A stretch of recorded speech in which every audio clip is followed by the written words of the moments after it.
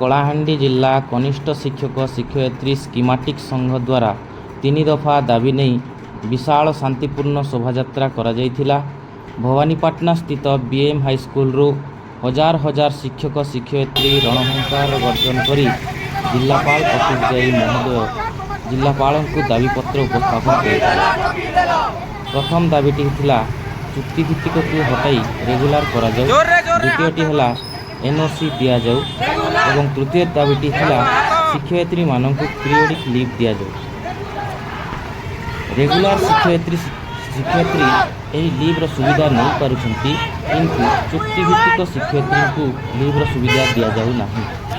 गत अगस्ट मास 2 तारिख में विद्यालय गणशिक्षा विभाग तरफ चिठा प्रेरण करा चिठी नंबर हूँ 21268 और सेठारे क्लियरली मेंशन थिला कि समस्त चुक्तिभित्तिक शिक्षक शिक्षयित्री को रेगुलार करा जिवो एवं केडर रूल्स को संशोधन करा और टीचर मानक गोटे केडर में अंतर्भुक्त करा।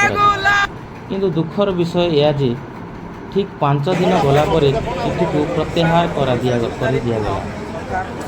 यार कारण कौन एवं आमर हक को कहीं आम विच्युत करा यार जवाब मांगवा समस्त कनिष्ठ शिक्षक शिक्षयित्री जिलापाल जरिया मुख्यमंत्री को जवाब मांगवा एक विशाल शांतिपूर्ण शोभायात्रा कर शोभायात्रा किपरि थिला आसंतु देखिबा।